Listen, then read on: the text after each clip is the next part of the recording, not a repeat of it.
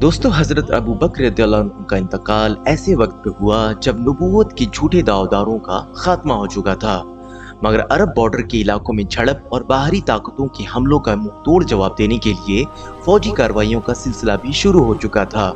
हजरत अबू बकर रज़ियल्लाहु अन्हु के इंतकाल के बाद जब हजरत उमर रज़ियल्लाहु अन्हु खलीफा चुने गए तो सबसे पहले इन अधूरे कामों को पूरा करने में जुट गए। हजरत उमर के खिलाफत के दौर में मुसलमानों ने कई जंगें लड़ी, जिनमें काफी अहम और घमासान जंग थी कादिसिया की जंग। ये जंग इसलिए अहम थी क्योंकि इसमें मुसलमानों का सामना द ग्रेट पर्शियन एम्पायर से हुआ।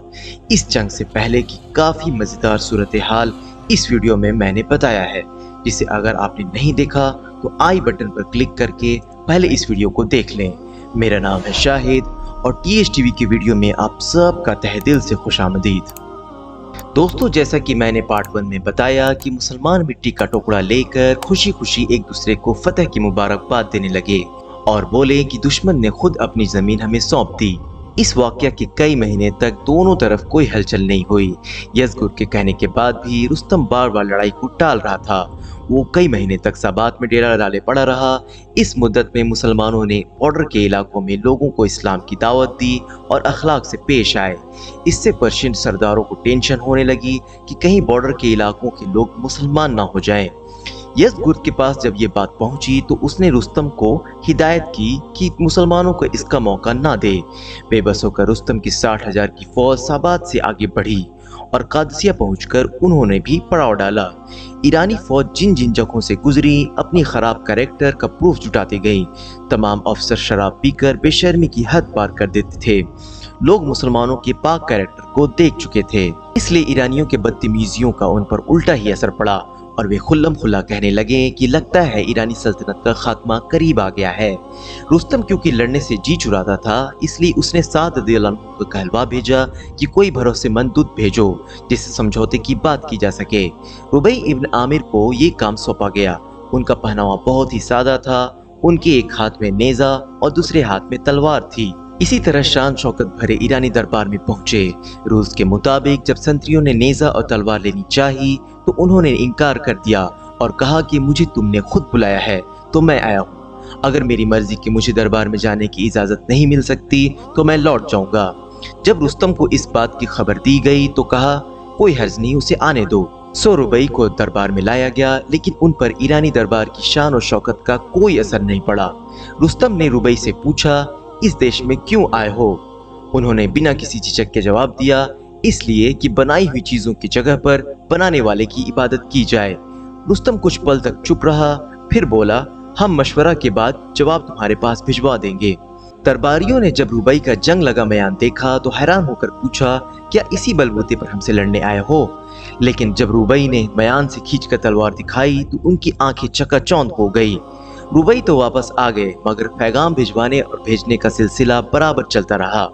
रुस्तम ने एक और कोशिश की कि किसी तरह से ये लोग बिना लड़े वापस लौट जाएं, इसलिए उसके कहने पर मुगीरा को दूत बनाकर भेजा गया।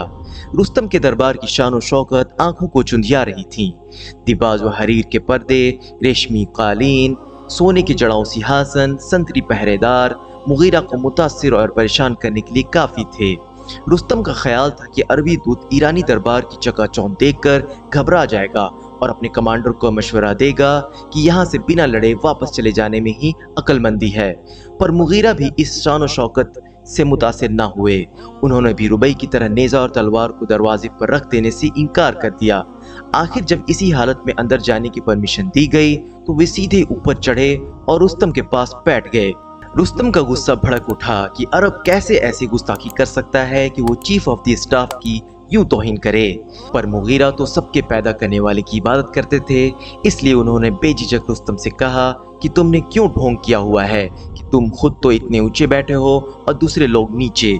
तुम्हें शर्म आनी चाहिए कि तुमने अल्लाह के बंदों के बीच इतने दर्जे बना रखा है। इंसान इंसान के बराबर है और तुम्हारा ऐसा सलूक इंसानियत के खिलाफ है। रुस्तम ने उनकी बात को टाल दिया और इस सीधी सच्ची बात को ऐसे पी गया जैसे मानो कोई बात ही नहीं हुई। रुख बदलते हुए उसने कहा, हमारा साजो सामान तुमने देख लिया है। तुम्हारे लिए बेहतरी इसी में है कि तुम हमारे मुल्क से अपनी जान बचाकर वापस चले जाओ। हम तुमसे किसी तरह की छेड़छाड़ नहीं करेंगे और तुम्हें बहुत सारे तोहफे देंगे। मगर इन बातों को सुनकर मुगीरा की कानों पर जूं तक ना रेंगी। इनका जवाब यही था कि या तो हमारी शर्तें मान लो वरना तलवार हमारे और तुम्हारे दरमियान फैसला कर देगी। रुस्तम का इतना कहना था कि गुस्से से उसकी रगें तन गई और कहा, सूरज की कसम, मैं तुम सबको तबाह करके ही छोड़ूंगा। इसके बाद वो इतना पुरजोश हो उठा कि सच में लड़ाई की तैयारी शुरू कर दी और हुक्म दिया कि नहर जो बीच में रुकावट डाल रही थी सुबह तक पाट दी जाए। फिर क्या था, सुबह तक हुक्म की तामीर कर दी गई और दोपहर तक से पहले पहले रुस्तम और उसकी फौज उस पार आ गई। रुस्तम खुद हथियार से लैस हुआ, दोहरे कवच पहने और खास घोड़े पर सवार होकर जोश में बोला, पूरे अरब को चकनाचूर कर दूंगा।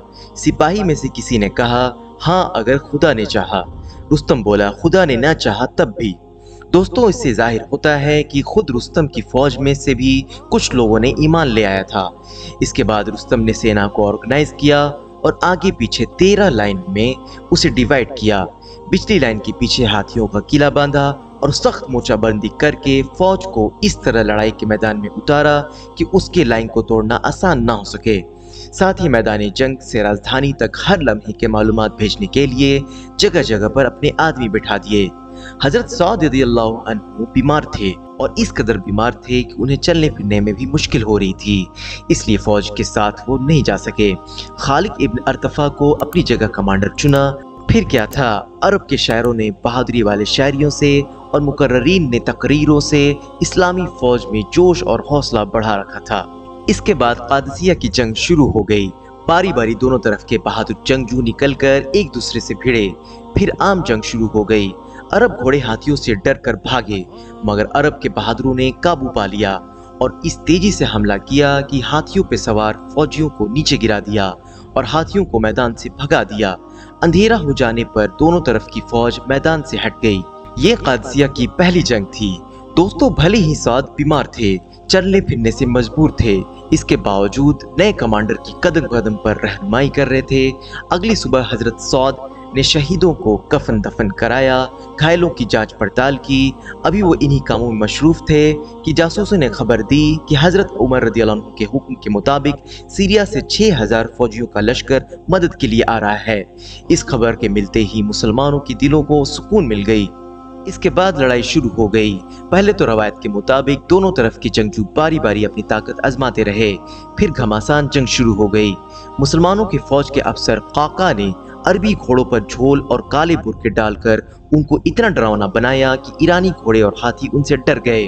फौजी अफसर काका ने एक और बहुत अच्छी तरकीब लगाई। उन्होंने सुबह से पहले कुछ टुकड़ियां कुछ दूर भेज दी और उनको हुक्म दिया कि जब लड़ाई शुरू हो जाए तो ठीक उसी वक्त घोड़े दौड़ाते हुए मैदान जंग में पहुंचे और ऐलान करें कि नई कुमुक सीरिया की ओर से आई है। साथ ही ये भी ताकीद कर दी कि ये टुकड़ियां एक साथ नहीं बल्कि बारी बारी आएं। इस चाल से ईरानियों पे एक खौफ छा गया। अगले दिन की लड़ाई शुरू हुई। अल्लाहु अकबर के नारों से जमीन कांप उठी। अरबों ने एक खूंखार डरावने ईरानी हाथी को इस तरह से घायल किया कि वो पागल होकर मैदान जंग से भागा। इसकी देखा देखी सारे ईरानी हाथी उसके पीछे भाग निकले। पूरी रात लड़ाई जारी रही। लोग नींद और थकावट से चूर थे, मगर लड़ाई घमासान की चलती रही। सवार घोड़े से कूद पड़े। मुसलमानों ने नेज़े फेंक कर तलवारें उठा ली और ईरानी फौज को ढकेलते हुए रुस्तम तक जा पहुंचे। रुस्तम जो अपने तख्त पर बैठा था, ये नजारा देखकर डर गया, लेकिन अब क्योंकि बचने की कोई सूरत नहीं थी, इसलिए तुरंत तलवार लेकर मुसलमानों के मुकाबले में डट गया। घावों से जब वो छलनी हो गया तो भागकर सामने की नहर में कूद पड़ा। मुसलमानों ने भी उसके पीछे छलांग लगा दी और नहर से बाहर निकालकर उसका खात्मा कर दिया और फिर नारों से मानो आसमान सिर पर उठा लिया। टीएचटीवी के नॉलेजेबल फ्रेंड्स, आपको बताता चलूं कि रुस्तम पर्शियन एम्पायर का एक बहुत जाना माना बहादुर मिलिट्री कमांडर, सरदार और हीरो था। ईरानी फौज ने जब इसके मारे जाने की खबर सुनी तो बदहवास हो गई। उनका हौसला टूट गया, जोश खो बैठी और भगदड़ मच गई। मुसलमानों ने भागती फौज का पीछा किया और उनमें से बहुतों का काम तमाम कर दिया। दोस्तों, जिस वक्त कादिसिया की जंग चल रही थी, मुसलमानों के खलीफा हजरत उमर रज़ियल्लाहु अन्हु इस कदर फिक्रमंद रहते थे कि जैसे मानो आदत बना ली थी कि हर दिन मदीना से बाहर निकल जाते और इंतजार में रहते कि अगर कोई दूत मैदान जंग से किसी तरह की खबर लाए तो रास्ते में ही उसे सुन लें।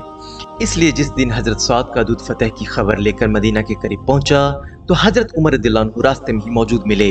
आपने दूत से पूछा कि तुम कहाँ से आए हो। उसने बताया कि वो अमीरुल मोमिनीन यानी खलीफा को फतह की खबर देने आया है। आप हालात पूछने के लिए दूत की ऊँट के साथ साथ भागे जा रहे थे। जब शहर में दाखिल हुए और हर एक ने आपको अमीरुल मोमिनीन कहकर पुकारा तो दूत बड़ा घबराया और उसने खलीफा के साथ अपनी गुस्ताखी की माफी चाही। मगर हजरत उमर तो ऐसी बातों को कोई अहमियत नहीं देते थे। उन्होंने कहा, नहीं कोई बात नहीं, तुम तो अपनी बात कहे जाओ। और इस तरह वो बात करते करते घर तक आ गए। मदीना पहुंचकर एक इज्तिमा में लोगों को फतह की खुशखबरी दी और एक बहुत ही अहम तकरीर की, जिसका कुछ हिस्सा इस तरह से है। ऐ मुसलमानों, मैं बादशाह नहीं हूँ कि तुमको गुलाम बनाना चाहूँ, मैं खुद खुदा का गुलाम हूँ। हाँ, खिलाफत का बोझ मेरे सर पर रखा गया है। अगर मैं इस तरह से काम करूं कि तुम चैन से अपने घर में सो तो ये मेरी खुशकिस्मती है। मैं तुम्हें सिखाना चाहता हूं, लेकिन बात से नहीं बल्कि काम से। उम्मीद है TH की ये वीडियो भी आप भरपूर लाइक और शेयर करेंगे। आप लोगों के प्यार भरे कमेंट्स के लिए बेहद शुक्रिया। चैनल को सब्सक्राइब करके हमें आगे बढ़ने में मदद करें। मिलते हैं अगली शानदार वीडियो में।